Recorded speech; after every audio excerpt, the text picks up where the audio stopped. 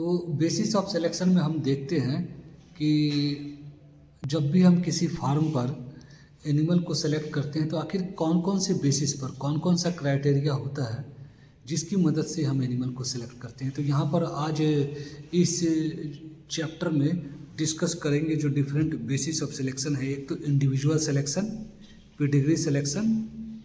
Individual selection में तो individual के बेसिस पर सिलेक्शन होता है, उसके खुद के परफॉर्मेंस को देखकर हम सेलेक्ट करते हैं। पेडिग्री सिलेक्शन में उसके जो एंसेस्टर हैं उसके बेसिस पर हम सिलेक्शन करते हैं। और फिर फैमिली और शिप सिलेक्शन, तो पूरे फैमिली के परफॉर्मेंस के बेसिस पर हम सिलेक्शन करते हैं। आगे देखेंगे कि फैमिली शिप सिलेक्शन क्या होता है। प्रोजेनी टेस्टिंग ये भी काफ़ी इंपॉर्टेंट है, जनरली काफ़ी ज़्यादा यूटिलाइज किया जाता है, तो प्रोजेनी टेस्टिंग भी हम करते हैं। और कंबाइंड सिलेक्शन यानी कई सारे क्राइटेरिया को एक साथ जब हम यूज करते हैं तब उसे कहा जाता है कंबाइंड सिलेक्शन। तो देखते हैं एक एक करके हम सबको यहाँ पर डिस्कस करेंगे। बहुत ब्रीफली मैं यहाँ पर चीज़ों को डिस्कस करूँगा। आप लोग इस नोट्स को, ये जो बुक है उसके पूरे चैप्टर को बहुत आराम से देखेंगे क्योंकि एग्ज़ाम पॉइंट ऑफ व्यू से बहुत इम्पॉर्टेंट है। ऑब्जेक्टिव क्वेश्चंस और भी बहुत सारे कंसेप्चुअल क्वेश्चन यहाँ से पूछे जाते हैं। तो सबसे पहले देखते हैं इंडिविजुअल सिलेक्शन क्या होता है। तो इंडिविजुअल सिलेक्शन जैसा कि नाम से ही पता लग रहा है कि इंडिविजुअल के परफॉर्मेंस के बेसिस पर हम सिलेक्शन करते हैं। सबसे इम्पोर्टेंट पॉइंट है कि यह सिलेक्शन का बेसिस या क्राइटेरिया तब यूज किया जाता है तभी हम यूज करते हैं जब पार्टिकुलर ट्रेड की हेरिटेबिलिटी हाई हो। लो हेरिटेबल ट्रेड के लिए हम जनरली इंडिविजुअल सिलेक्शन या फिर इसे कई बार मास सिलेक्शन भी कहा जाता है। तो इंडिविजुअल सिलेक्शन या मास सिलेक्शन हम लो हेरिटेबल ट्रेड के लिए नहीं करते हैं। हाई हेरिटेबल ट्रेड होता है, हेरिटेबिलिटी हाई होती है, तो उस कंडीशन में हम इस तरीके के ट्रेड को यूज करते हैं। अब आपसे पहले देखते हैं मेरिट क्या होता है।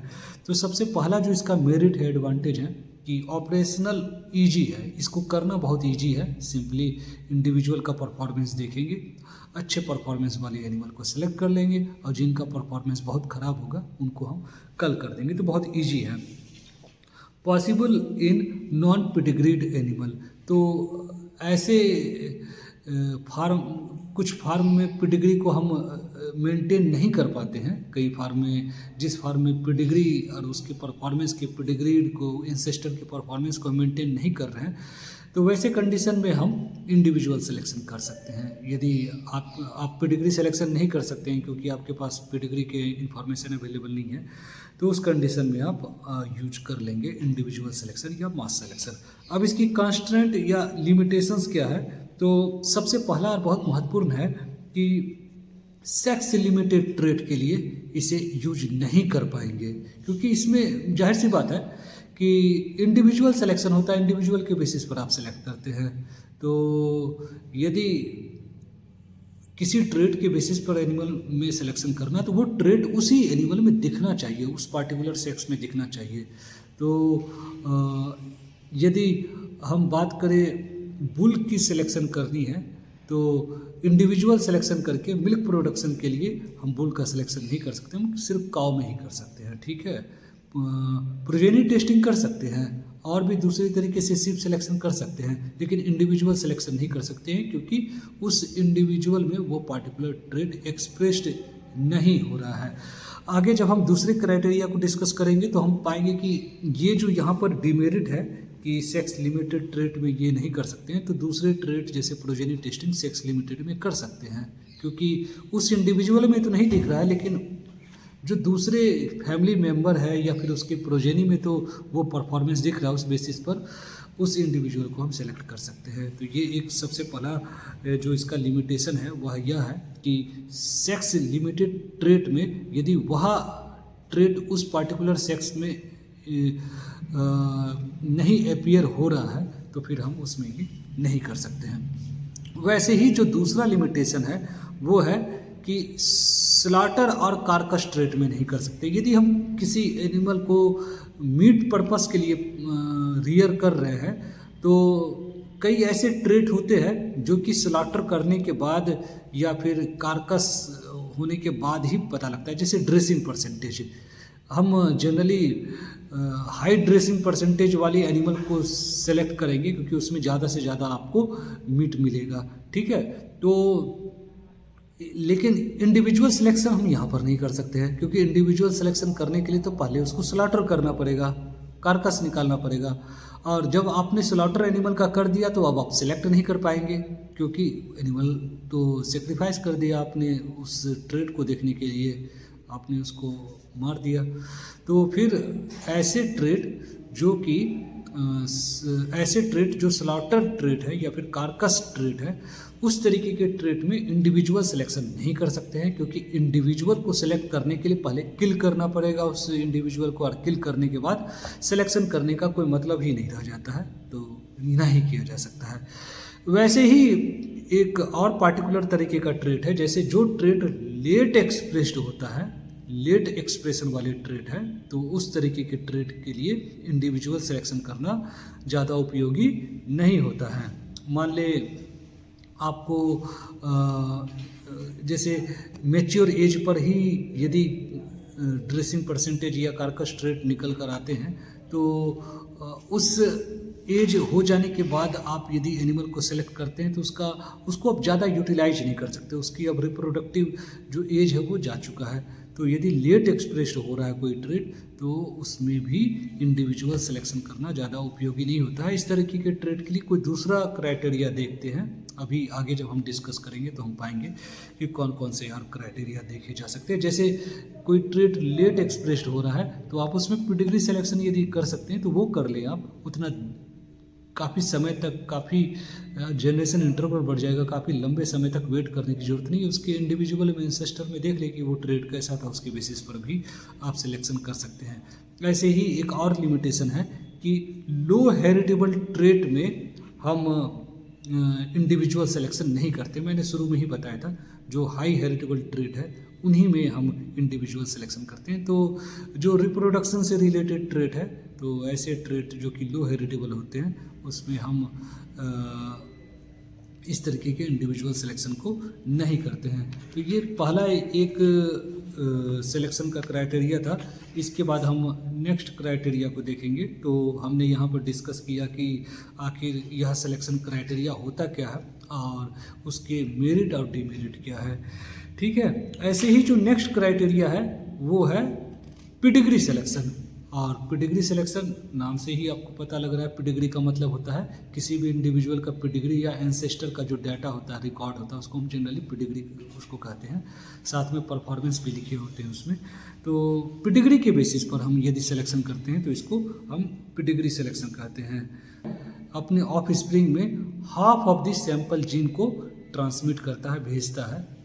तो कम 50% जो इनहेरिटेंस है, जो जेनेटिक मेकअप है, वो एक पेरेंट की वजह से है। तो और यदि हम ग्रैंड पेरेंट की बात करें तो वो आधा हो जाएगा। फिर 50 के बाद 25% जो जीन है वो ग्रैंड पेरेंट से आएगा, और ग्रेट ग्रैंड पेरेंट से फिर उसका आधा हो जाएगा, लगभग 12.5% वो अपना जीन उसमें जो उनके प्रोजेनी है उसमें वो कंट्रीब्यूट करेगा। तो आप देख पा रहे हैं कि पेडिग्री सिलेक्शन इसी बेसिस पर यूज होता है कि जो पेडिग्री है एंसेस्टर है, उसके जीन जो है, जैसे जैसे हम बहुत पेडिग्री एंसेस्टर पीछे जाते हैं, काफ़ी 3 जनरेशन 4 जनरेशन पीछे जाएंगे, तो जो जीन का जो कंट्रीब्यूशन होगा वो कम हो जाएगा। इसीलिए जब भी हम पेडिग्री सिलेक्शन करते हैं तो हम कोशिश करते हैं जो कि हमारे बिल्कुल लेटेस्ट एंसेस्टर है उसको यूज किया जाए। बहुत पीछे 4 जनरेशन 5 जनरेशन 6 जनरेशन पीछे जाएंगे तो 3 जनरेशन के बाद आपने देखा कि लगभग 12.5% आपका जीन कंट्रीब्यूट हो रहा है उस पार्टिकुलर एंसेस्टर से। ऐसे ही आप बहुत पीछे चले जाएंगे तो जो कंट्रीब्यूशन होगा वो बहुत कम होगा, तो जो आपका एक्यूरेसी होगा वो घट जाएगा। तो एक्यूरेसी ज़्यादा हो उसके लिए जो एंसेस्टर होने चाहिए वो पास के होने चाहिए, नज़दीक के होने चाहिए, बहुत दूर के एंसेस्टर नहीं होने चाहिए। तो ये हमने देखा कि पेडिग्री सिलेक्शन आखिर किस बेसिस पर यूज होता है। अब हम यहाँ पर देखेंगे एडवांटेज और डिसएडवांटेज। तो सबसे पहला जो इसका एडवांटेज है कि इस केस में जो जनरेशन इंटरवल होता है वो काफ़ी कम होता है। तो हमने ऑलरेडी आज ही डिस्कस किया कि एनुअल रिस्पॉन्स टू सिलेक्शन को बढ़ाने के लिए जनरेशन इंटरवल कम करना चाहिए। और यदि हम ये सिलेक्शन का क्राइटेरिया यूज करते हैं तो यहाँ पर जो जनरेशन इंटरवल है वो शॉर्टेस्ट होता है। तो ये सबसे पहला इसका एडवांटेज है। जो दूसरा एडवांटेज है वह यह है कि applicable for sex limited trait, जो कि पहला इंडिविजुअल जो सिलेक्शन था सेक्स लिमिटेड ट्रेट के लिए यूज नहीं किया जा सकता था, लेकिन सेक्स लिमिटेड ट्रेट के लिए आप पेडिग्री सिलेक्शन कर सकते हैं। क्योंकि हो सकता है जैसे आपको कोई ऐसा ट्रेट जैसे कि बुल को यूज करना मिल्क प्रोडक्शन के लिए, तो बुल में तो मिल्क प्रोडक्शन होगा नहीं, तो आप उसकी मदर में देखेंगे कि मिल्क प्रोडक्शन कैसा था, ग्रैंड मदर में देखेंगे कि मिल्क प्रोडक्शन कैसा था, और उसके बेसिस पर आप बुल को यूज कर सकते हैं किसी ब्रीडिंग प्रोग्राम में जिसमें आप मिल्क प्रोडक्शन को इंक्रीज करना चाह रहे हैं। तो यहाँ पर यूज किया जा सकता है, सेक्स लिमिटेड ट्रेट में भी यूज किया जा सकता है ये पार्टिकुलर वे पेडिग्री सिलेक्शन। ऐसे ही जो लेट एक्सप्रेस ट्रेट है जहाँ पर इंडिविजुअल सिलेक्शन हम यूज नहीं करते थे क्योंकि आपका जनरेशन इंटरवल बढ़ जाएगा, तो यहाँ पर लेट एक्सप्रेस ट्रेट में काफ़ी समय के बाद वो ट्रेट यदि अपीयर हो रहा है, लास्ट में काफ़ी एज के बाद वो परफॉर्मेंस आ रहा है, तो उतने दिन तक उतने सालों तक आपको वेट करने की ज़रूरत नहीं है। उसके एंसेस्टर में देख ले कि उसके मदर में या फिर उसके फादर में, ग्रैंड मदर में, ग्रैंड फादर में वो किस तरीके का परफॉर्मेंस था, उस बेसिस पर भी आप सिलेक्शन कर सकते हैं। और इसके बाद जो नेक्स्ट इसका एडवांटेज है वह यह है कि यह प्रीलिमिनरी सिलेक्शन करता है, यूजफुल फॉर प्राइमरी सिलेक्शन, यानी आप एक आइडिया आपको देता है कि इसको यूज करना चाहिए या नहीं करना चाहिए। तो आप एक नज़र में यदि आपको सिलेक्शन करना है तो वहाँ पर ये जो पेडिग्री सिलेक्शन है वो यूज किया जा सकता है। इसके बाद जो नेक्स्ट इसका एडवांटेज है वो है कॉस्ट इफेक्टिव।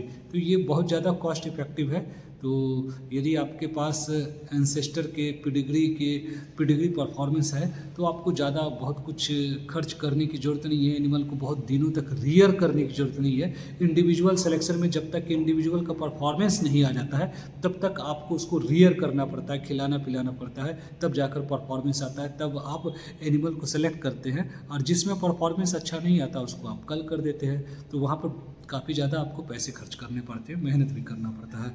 यहाँ पर ये काफ़ी ज़्यादा कॉस्ट इफ़ेक्टिव है। तो ये 3-4 हो गए आपके एडवांटेज। और इसकी लिमिटेशंस की बात की जाए तो जो सबसे पहला लिमिटेशन है वो है लो एक्यूरेसी।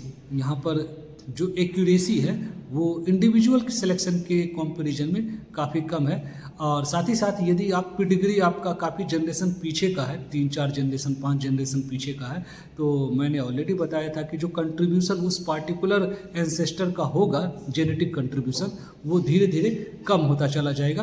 तो एक्यूरेसी ऑफ सिलेक्शन जो है वो भी कम हो जाएगा। अब इसका जो नेक्स्ट लिमिटेशन है वो है lack of reliable records. Generally माँ बाप का तो परफॉर्मेंस होता है, डैम का, शायर का परफॉर्मेंस जनरली फार्म पर मेंटेन किए जाते हैं, लेकिन काफ़ी पीछे के जनरेशन के 2-3 जनरेशन पीछे के जो यदि परफॉर्मेंस की बात की जाए तो वो अवेलेबल नहीं होता। इवन इंडिया में जो सीमेन मिल रहा है, बहुत सारे जो सीमेन आप देखोगे अच्छी जो ब्रांड है या फिर जो जनरली किसान यूज करते हैं, यदि वो देखना चाहे कि इसके जो एंसेस्टर का परफॉर्मेंस कैसा था तो इस तरीके की इंफॉर्मेशन नहीं मिलते हैं। कई बार तो ऐसा भी मैंने देखा है कि डैम्स के भी नंबर यदि आप ढूंढना चाहो तो वो भी नहीं मिल पाते हैं। तो काफ़ी एंसेस्टर का या पेडिग्री का जो परफॉर्मेंस है वो रिकॉर्डिंग जो है वो काफ़ी प्रॉपर होगा तभी आपको पता लग पाएगा। तो रिलायबल रिकॉर्ड कई बार नहीं मिल पाता है तो हम वहाँ पर पेडिग्री सिलेक्शन नहीं कर सकते हैं। जो इसका नेक्स्ट लिमिटेशन है वो है जीनोटाइप इन्वायरमेंट इंटरेक्शन। अब बहुत स्पष्ट है कि यदि आप पेडिग्री सिलेक्शन कर रहे हैं तो जो एंसेस्टर 2 जनरेशन या 3 जनरेशन पीछे था, तो उस समय 2 जनरेशन 3 जनरेशन का मतलब हो गया कि लगभग 10 साल 15 साल पीछे की आप बात कर रहे हैं। तो 15 साल पहले जो इन्वायरमेंट था वो बिल्कुल अलग तरीके के था, और अभी जिस इंडिविजुअल के लिए आप यह पेडिग्री सिलेक्शन कर रहे हैं तो इन्वायरमेंट अब आपका चेंज हो गया, मैनेजमेंटल प्रैक्टिसेस चेंज हो गई हैं, हाउसिंग की जो व्यवस्थाएं हैं, रिसोर्सेज है, जो न्यूट्रिशन जो आप खिला रहे हैं, राशन वगैरह, वो सब चेंज हो चुका है। तो कई बार इन्वायरमेंटल कंडीशन चेंज होने की वजह से आप उस समय कोई एक पार्टिकुलर दूसरे तरीके का इन्वायरमेंट था, तो जो पेडिग्री के जो एंसेस्टर थे उसकी परफॉर्मेंस कुछ और आ रहा था। अब जो इन्वायरमेंट है वो बिल्कुल अलग तरीके का है, तो यहाँ पर ज़रूरी नहीं है कि उसी तरीके का वो परफॉर्मेंस दे पाए। तो जीनोटिपिक इन्वायरमेंट इंटरेक्शन भी यहाँ पर आपका अकाउंट में आएगा, जिसको कंसीडर किया जाना चाहिए, और इसकी वजह से कई बार एरर होने के चांसेस होते हैं। परफॉर्मेंस हमें लगता है कि इसकी पेडिग्री का परफॉर्मेंस तो बहुत अच्छा था, लेकिन जो इंडिविजुअल है उसमें हमने सिलेक्शन करने के बाद देखा तो उसमें परफॉर्मेंस नहीं आ रहा है, क्योंकि वहाँ पर हमने जीई इंटरेक्शन को, जीनोटिपिक इन्वायरमेंट इंटरेक्शन जो हो रहा था उसको हमने ध्यान नहीं दिया। इसके बाद जो नेक्स्ट यहाँ पर लिमिटेशन है, एरर्स इन पेडिग्री, ये बहुत ही कॉमन है कि पेडिग्री जब बनाया जाता है तो उसमें कई बार लगभग 10 साल 15 साल या 20 साल 25 साल पुराने इन्फॉर्मेशंस होते हैं, तो उसमें कई बार एरर हो जाते हैं, इसकी चांसेस हमेशा बनी होती है। इसके बाद जो नेक्स्ट यहाँ पर लिमिटेशन दिखाया गया है, inability to discriminate among offspring of same ancestor. अब ये भी बहुत इम्पॉर्टेंट है कि यदि आपके पास 10 इंडिविजुअल है, 10 इंडिविजुअल में से 2 इंडिविजुअल को आपको चूज करना है और वो सब के सब एक ही एंसेस्टर के हैं, एक ही फैमिली के हैं, तो फिर यदि आप पेडिग्री सिलेक्शन करेंगे तो आप नहीं कर पाएंगे, क्योंकि सबके एंसेस्टर, सबकी पेडिग्री सेम है, तो इस बेसिस पर तो सबका परफॉर्मेंस सेम होना चाहिए। तो यहाँ पर ये चीज़ नहीं किया जा सकता। तो ये कुछ एक यहाँ पर लिमिटेशंस है और कुछ एडवांटेज भी मैंने यहाँ पर